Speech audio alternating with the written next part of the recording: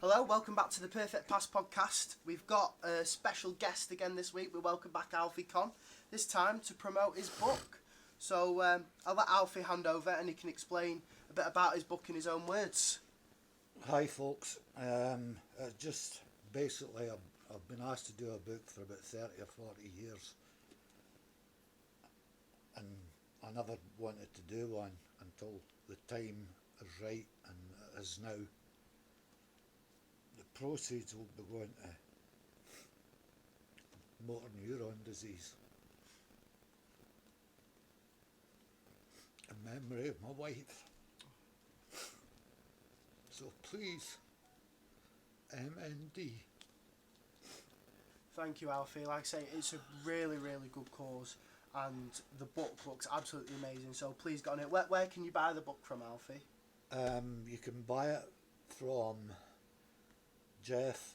That's JEFF. Holmes HOLMES 4 at btinternet.com. There you go. So that's where you can buy the book, guys. And so let's get into the book a little bit then. So what's it all about? So I've just got the first page here. Yeah. So the first point about it: the kid who made his football debut at Tynecastle, aged 3. That was my dad. He was a famous footballer in Scotland.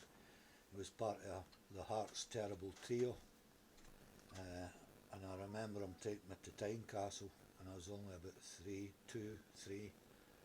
and I used to run about and kick the ball about while they were training. Right. You know, so that was my first introduction Yeah. to football. Wow. And then we've got the boy who became a man after a visit to the most terrifying managerial office in football. Yeah, it was a manager. It was Willie Waddle was his name, and at the top of the stairs at Ibrox was his office, and it used to have a wee red button and a green button. Right. So if he was busy, it would stay red. Right. Okay. And the minute he was clear, it was green. And it was after I played in a cup final. I went up to see him about getting a rise because I was only on about £15 a week. Yeah. So I had a talk with him, obviously. Okay then, we'll put you up to 17. I went, you'll put me up to 17, nothing, I'm out of here. Really? And I walked out and I went home, and he phoned me a couple of days later and says, in you come. He says, we're going to move you up to the first team wages. Oh wow, You know, I suppose it worked then. And next point in the book, we've got how Alfie revealed in the white hot atmosphere of the Old Firm game, best crumbled the moment he saw his future wife on a train. Tell us a bit about that. That was a big game in Scotland. In fact, it was a big game in the world. It was the Rangers Celtic game. It still is to this day. It still is. And to play, I mean, we were getting 90,000 people in to watch the game at Ibrox. Wow. And 80,000 at Parkhead.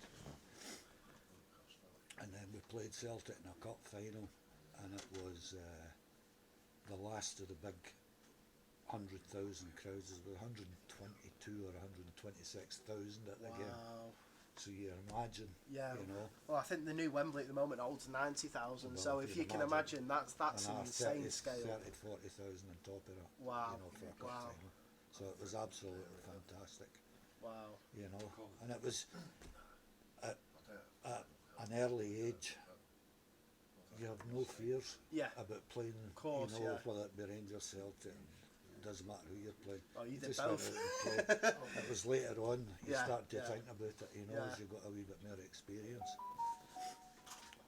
But again, it was fine, you know, until I moved across the city.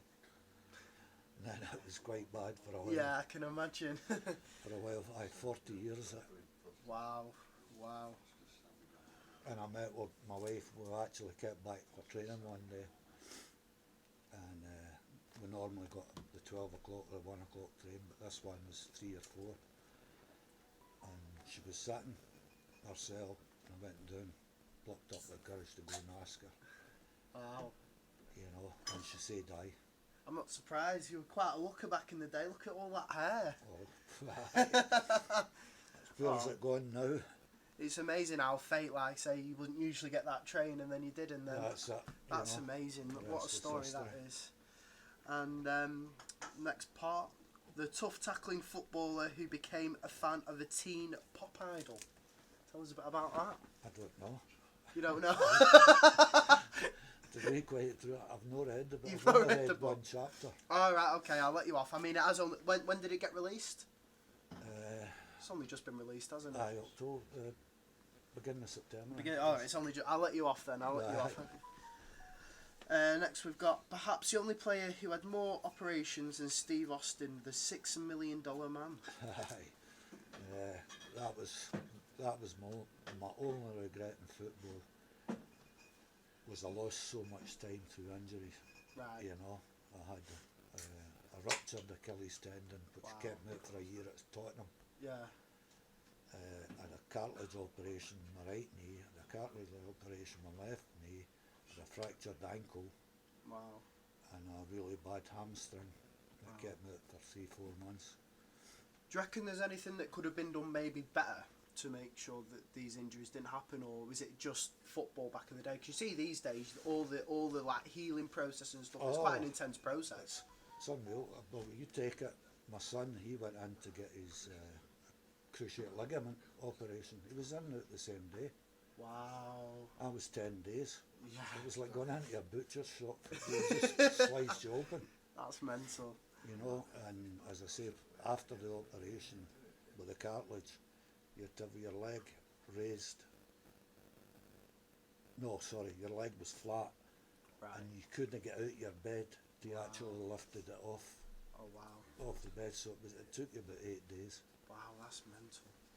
Like I say, how times have changed these days. Like you say, it's just unfortunate. It was that sort of era where they didn't have these amazing facilities these days. Because you've probably got a lot more game time in and everything. What are we on to next? How Alfie turned UN peacekeeper during a full-scale riot in London. That was when I made my Scotland debut.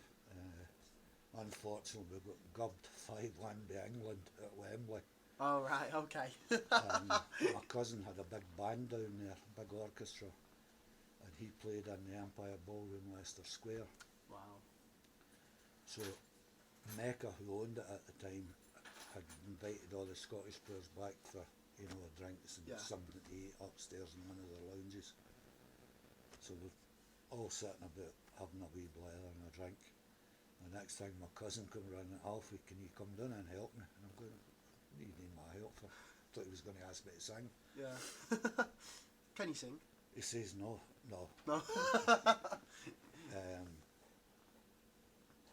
He says there's a riot going on. I went, a riot? What do you want me to do? He says, can you come down and talk to them? So down, and I'm ducking, I'm missing bottles flying, glasses are flying. Honestly, it was frightening. Like the old cake around. So I finally got on the stage and got the mic and says, come on boys, we're better than this. Let's show people how we react to defeats. And the place just, all of a sudden, everything stopped and they just all left. Oh wow. So that's it was amazing. incredible. Wow, that's amazing that. How it just all stopped like that. Stopped. That's mental. Yeah. That's wow. And the last point in here, the time Alfie agreed to sign for a Spanish club only to become a wanted man in Mexico.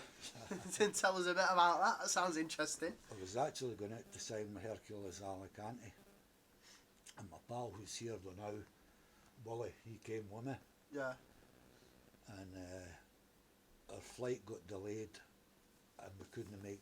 I was playing for Hercules Alicante against a Spanish side, Mexican side. But because the plane was held up, I couldn't make it. Yeah. So they says, look, the Mexican team's playing down in Seville in a couple of days. Would you come down and play for them so as we can just reiterate why we want to buy you? Okay. I went, aye, no problem.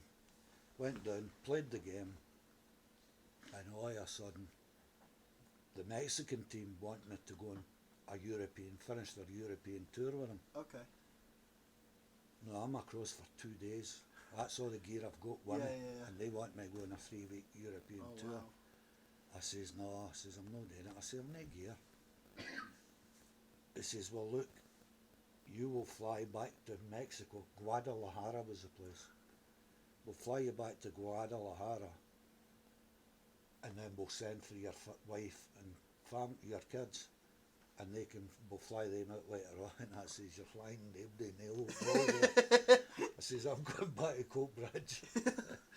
And I'm guessing they weren't very happy about that. Well, there's not a lot they can do, Well, because yeah, I wasn't their player, I wasn't intending to sign with them. You know? Yeah. Oh wow. So they're sort of the first few points in the book that we've got. I'm sure there's a lot more in there. And let's just read the back a bit. So, former Rangers, Celtic, Spurs and Scotland midfielder Alfie Conn lifts a lid on his playing career with both old firm rivals and his time as the King of White Hart Lane.